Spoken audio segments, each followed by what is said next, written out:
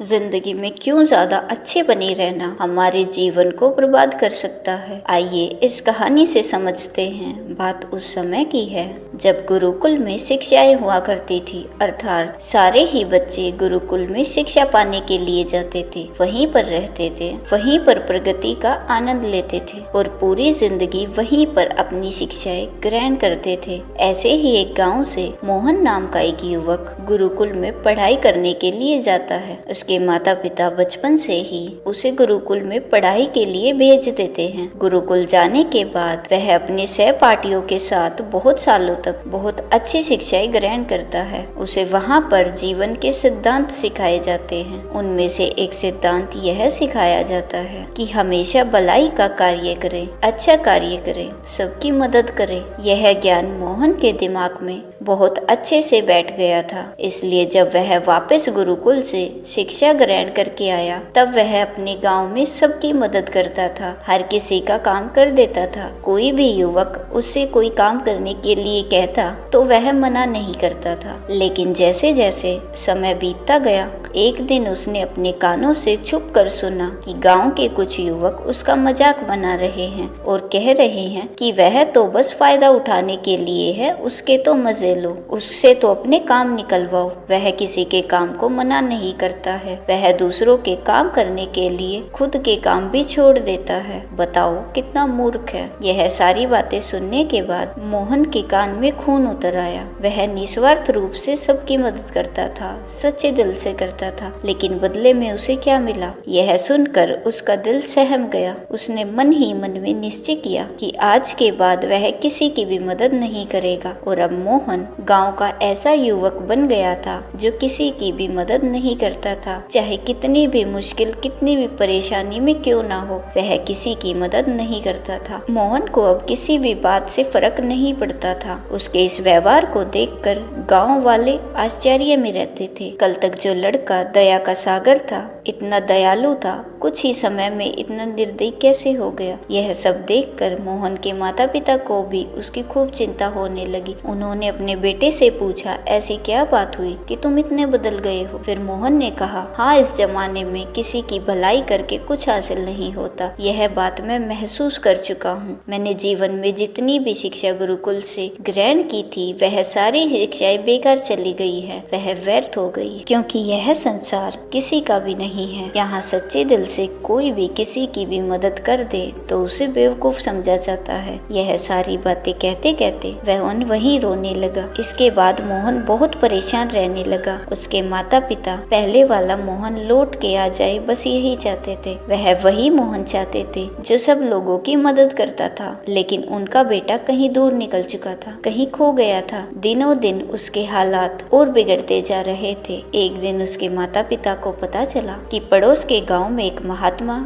आए हुए हैं और वह मानव स्वभाव के बारे में कुछ बता सकते हैं। इसलिए मोहन के माता पिता मोहन को लेकर उस बौद्ध भिक्षु के पास पहुँचे। जब वह उस गांव में घुस रहे होते हैं, तब एक औरत एक बौद्ध भिक्षु को जला कटा सुना रही थी। वह औरत सुना रही थी, तुम्हें शर्म नहीं आती, भीख मांगने के लिए आ जाते हो, सुबह सुबह अपना काम तो करते नहीं हो। दरवाजे के पास पर पहुँचते हैं। वहाँ पहुँचकर वह देखते हैं कि यह वही बौद्ध भिक्षु था जो गांव में भिक्षा मांगकर वापस आ गया था, जिसे वह औरत जली कटी सुना रही थी। उनके पास जाने के बाद मोहन और उसके माता पिता ने उन्हें प्रणाम किया और वहीं पर बैठ गए। इसके बाद मोहन के माता पिता ने सारी परिस्थितियां उस बौद्ध भिक्षु को बयान कर दी। उन्होंने अपने बेटे का जिक्र करते हुए बताया कि यह हमारा बेटा पहले बहुत ही दयालु था, सबकी मदद करता था, लेकिन अचानक पता नहीं इसके जीवन में क्या हो गया। अब यह किसी की मदद नहीं करता। इसके सामने अगर कोई व्यक्ति मर भी क्यों न रहा हो, उसे यह पानी तक न पिलाए। ऐसा स्वभाव हो गया है। हम यह समझ नहीं पा रहे कि यह बदलाव अचानक से हुआ कैसे। इससे पहले कि बौद्ध भिक्षु कोई जवाब देते, वह औरत रोज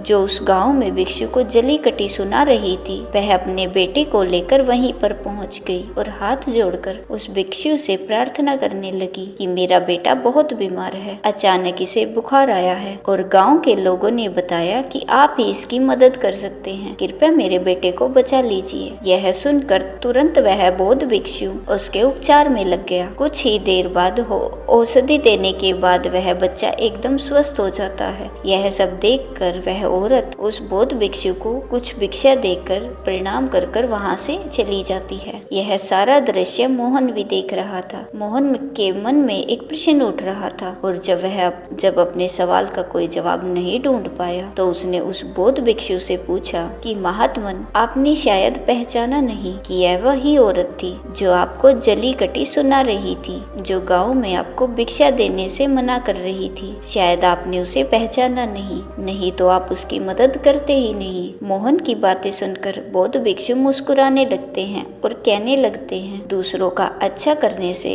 कुछ अवस्थाओं में दुख प्राप्त होता है, लेकिन अगर तुम कर्मों का सिद्धांत समझ लेते हो तो अच्छाई और बुराई इसके सारे भेद तुम्हारे सामने उजागर हो जाएंगे। वह भली भांति जानता था कि यह वही औरत है, लेकिन मैंने बिना किसी ईर्ष्या के भाव रख के वही किया जो मेरा कर्तव्य था। जीवन में जब आप किसी की भलाई, किसी की अच्छाई बिना किसी लालच के करते हो तो जीवन में आप किसी की अच्छाई बिना किसी बदले के करते हो, वही अच्छाई होती है। लेकिन अक्सर हम लोग जब किसी की मदद करते हैं तो हमारे मन में यही भावना बन जाती है कि बदले में वह इंसान भी हमारी मदद करे, लेकिन जरूरत पड़ने पर जब वह व्यक्ति हमारी सहायता नहीं करता तो हमें दुख पहुंचता है। इसीलिए किसी भी इंसान के साथ बिना कुछ पाने के भाव से उसकी मदद करो और उतना ही भलाई करो जितना कि तुम्हारा सामर्थ्य है, यानी कि आपके आर्थिक और शारीरिक क्षमता के हिसाब से किसी की मदद करो, ताकि कल को यदि वह इंसान आपके साथ बुरा व्यवहार भी करे तो तुम्हें उसका कोई भी खेद ना हो, उसका पश्चाताप ना हो कि मैंने तो इसके लिए इतना कुछ किया था और अब यह मेरे साथ कैसा व्यवहार कर रहा है। इसलिए किसी का उतना ही भला करो जिससे तुम आहत ना हो। दूसरी बात, किसी दूसरे के परिवार के झगड़े के बीच कभी न पड़े। यदि कोई पति पत्नी आपस में लड़ रहे हैं और पति अपनी पत्नी को पीट रहा है तो उसे बचाने के लिए हम पहुंच जाते हैं कि भाई तुम औरत को क्यों पीट रहे हो। तो ऐसा करना तुम्हें ही संकट में डाल सकता है, क्योंकि वही जिसकी तुम मदद करने के लिए गए हो वह यह भी कह सकती है कि यह हमारी आपस की बात है, तुम्हें इससे क्या लेना देना, और इसका तुम्हारे पास कोई भी जवाब नहीं होगा। इसलिए दूसरों के झगड़ों में कभी टांग मत अड़ाओ। अगर ऐसी स्थिति पैदा हो जाए कि तुमसे कोई मदद मांगे तो सबसे पहले दरोगा तक खबर पहुंचा दो, सरकार इसका फैसला करेगी। तीसरी बात, अपने विवेक का इस्तेमाल करो, अपनी आंखें खोल कर देखो क्या इसे वास्तविक रूप में मदद की जरूरत है और कौन ढोंग कर रहा है, क्योंकि अक्सर लोग दया का पात्र होने का दिखावा करके आपको बेवकूफ बनाकर आपसे मदद ले लेते हैं। जैसे कि आज के युग में हम बहुत सारी जगहों पर देखते हैं, बस अड्डों पर, रेलवे स्टेशन पर बहुत से छोटे छोटे बच्चे भी भीख मांगते रहते हैं। उसमें दो स्थितियां पैदा हो जाती है, यदि आप उन्हें भीख देते हैं तो आप भीख मांगने को बढ़ावा देते हैं, अगर आप भीख नहीं देते हैं जो बच्चा आज शायद खाना भी ना खा पाए। इसलिए आपको ऐसी स्थितियों में अपने विवेक का इस्तेमाल करना चाहिए। आप उन्हें पैसे देने की बजाय उन्हें खाना खिला सकते हैं या कुछ किताबें दिला सकते हैं। इसलिए सही तरीके से मदद करने के लिए विवेक का होना भी बहुत जरूरी है, वरना आपके धन का दुरुपयोग हो सकता है। और एक बात जो आपको हमेशा समझनी चाहिए, अगर आप किसी का भलाई करना चाहते हो तो पहले खुद का भला करो, क्योंकि अगर तुम अपने आप की भलाई नहीं कर सके, अपने आप को अच्छे से नहीं रख सके तो जमाने के लोगों को कैसे अच्छा रखोगे। इसलिए कहीं आपने अपने मन में यह भ्रम तो नहीं बना रखा है कि मैं तो अच्छा इंसान हूँ, मैं दूसरों की मदद करता हूँ, और वह तुम्हारा अहंकार का रूप है। इसलिए जीवन कभी भी पूर्ण नहीं होता। हम हमेशा अपने जीवन में परफेक्शन पाने की कोशिश में रहते हैं, इसलिए दूसरों को बदलने की तुलना हमें खुद को बदलना चाहिए। दोस्तों, उम्मीद करती हूँ आपको इस वीडियो से बहुत कुछ सीखने को मिला होगा।